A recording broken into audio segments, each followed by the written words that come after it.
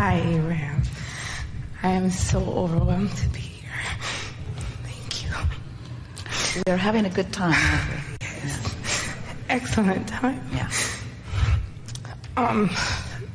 So my question is, You know what overwhelmed is? Overwhelmed is more energy coming than you've quite practiced containing. yeah. Sort of overjoyed is like that too. Mm-hmm. Yeah. Okay. There's not more here than you can handle. I know. Yeah. I just have to contain myself. I've been waiting for so long. Well, we've used up all your time. Well, so my question is, I'm about 6 months pregnant, and it's been a great blessing because I've always wanted to have children, but I feel so unprepared. Oh, well, it'll get worse. Well,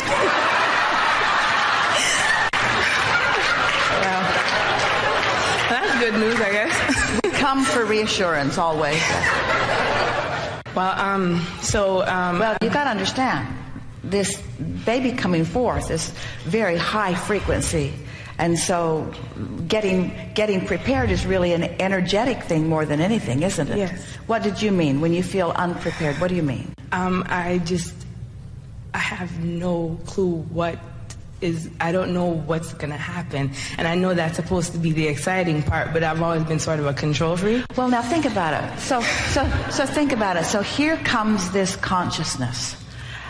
Knowing generally that all is really well, mm-hmm. and not knowing the specifics, but still willing to be born. Right. Now, if you want to talk about brave, it's really, there's not bravery, because there's knowing of well-being, general knowing of well-being, not specific knowing of well-being. And so you just got to do the same thing. Just get in that general knowing of well-being, not specific knowing of well-being. There are too many moving parts. Right. And when you think about it, we used to talk about Esther's preparation for traveling, and how the idea of planning everything, knowing everything, because there's quite a bit of preparation that can be done in advance. Mm-hmm. These wonderful people were up most of the night getting this room ready for you, because there was an event in this room before. And so even though they got here and they didn't have their usual leisurely setup in the afternoon, still they were able to just sort of roll with whatever was happening, knowing that it would all work out all right. Right. And that's sort of the way you have to approach life in general. It's just exacerbated a little bit when you have something new that is happening to you, like giving birth to infinite intelligence. Right. But what we're getting at here is, rather than trying to plan everything, which no one can ever do, no matter how much time you spend and how good at planning you are and organizing you are, doesn't it make sense to you that if you prepare your grid, which means you're working on bringing your vibration up to the level of what is in your vortex, and therefore you'll be in the place where there's high probability of receiving inspiration continually. Doesn't that make more sense? Rather than trying to consciously orchestrate everything, doesn't it make sense to just hook up with the guidance that will always take you in the right place at the right time? Of course. It's just that it's topsy-turvy. It's up one day, it's down the next. Well, when you're feeling good, ride it, and when you're not feeling good, go general. Give us an example. What are you freaking out about? Well, I'm mostly freaking out about the fact that I'm having a girl, by the way, and her dad has just not been, very willing to participate at all. Oh, who cares?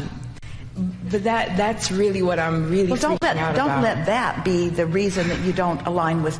In other words, we just said to you, all you got to do is prepare your grid, and you'll be in perfect alignment with everything that you put into the vortex. So everything that you're needing to know, everything that you're wanting to know, everything about this wonderful co-creative experience between you and your baby will unfold in this really wonderful and what will appear to be magical way to anyone who's looking on.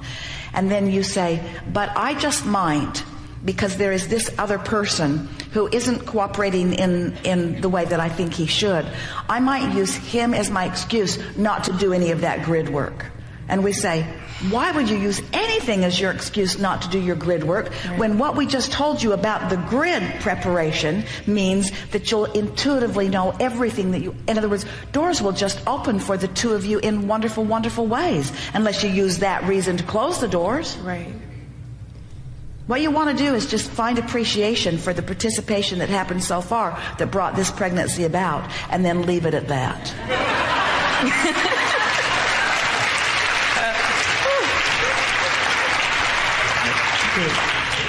I can feel that. And we know there are responsibilities, and there's the financial thing and all of that, and we say, hear what we're saying about this grid and watch everything flow in. And we're not saying that some of it won't come from there, but we are saying under those conditions, feeling like you do, it can't possibly come from there. That's what I've realized. And I mean, up to this point, I've gone almost 6 months, as I said, and it was miserable in the beginning because of all of, you know, the nonsense and just not having it the way I wanted it.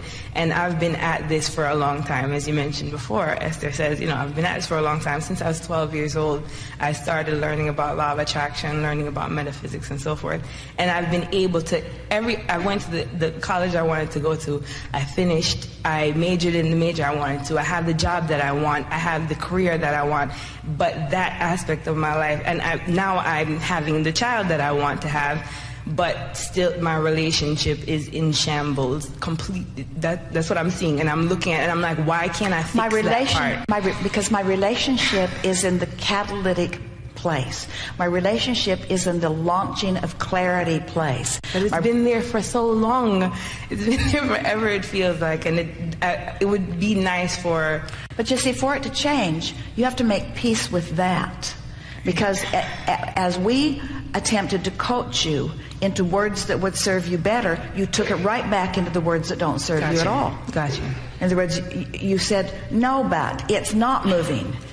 And we said, it's serving you in that it's putting more in the vortex.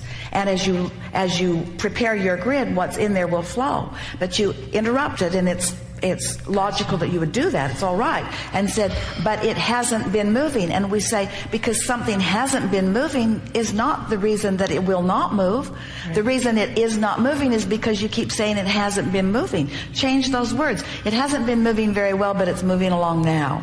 And the clarity that's coming to me is so much more than it has been before. And I have this new relationship and this new point of focus that's going to put me in a whole new place.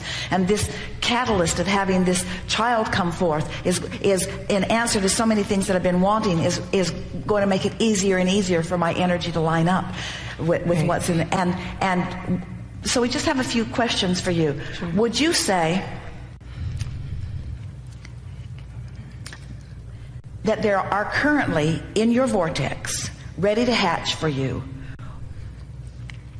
wonderful aspects to a perfect relationship? Absolutely. Well, it's good that you know that. I know that. Why hasn't it come? Would you say that since that relationship exists, that it needs to show itself to you right now, or the timing of it is not so important? I suppose the timing isn't important. Would you say the timing of it has to do with the way you feel? Sure. Yes, it does. Would you say impatience messes up the timing? It always does. Would you say accepting what is and making the best of it improves the timing? It does. It always has. So it's just a matter of, in other words, there isn't anything that we know about this that you don't know. It's just that you're letting other stuff be active that isn't serving you, that's sort of based upon the human rhetoric. In other words, there's this human conversation that goes like this. Well, now that you have a baby, things are going to be harder for you. That is not true. That is a flawed premise. Now that you have this consciousness coming forth within you, you have 2 points of attraction that are serving you. And the combination of the co-creation of you and your child will put you in a much stronger place than you've ever been before. That is the reality of it.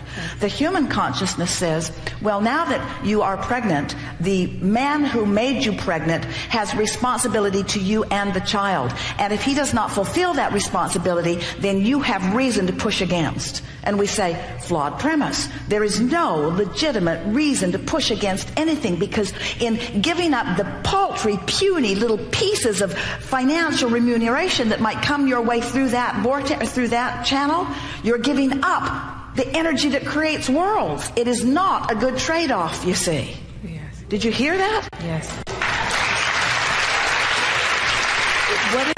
What is interesting is, I mean, I didn't speak specifically about that, but it's interesting. Of course, you would touch on that, the financial part.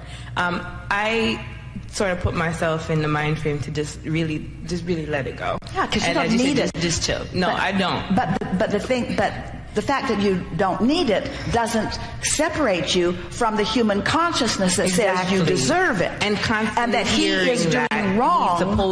He's supposed to, and I just don't want. I wish I didn't. I don't want to care so much about what someone else is doing. That, you know, I can't control. I have no control over what anyone else does. I don't even have control over what the little one does.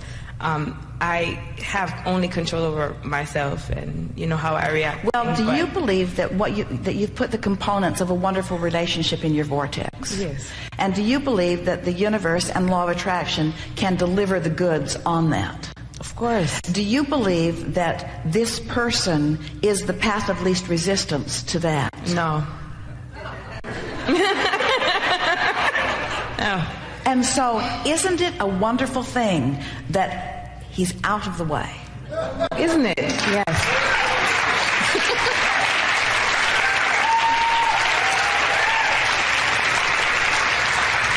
And so, you and your baby will just set to attracting that. Right? Yeah. Wow. Yeah. Thank you. Thank you very much.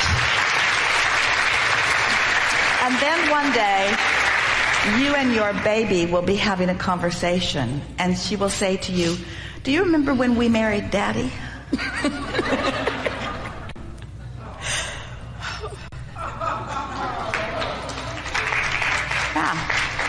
Yeah. She'll be in on all of that, you see. Yeah. Because your families are not biological. They are vibrational. Vibrational. Yes. Thank you. Thank you very much.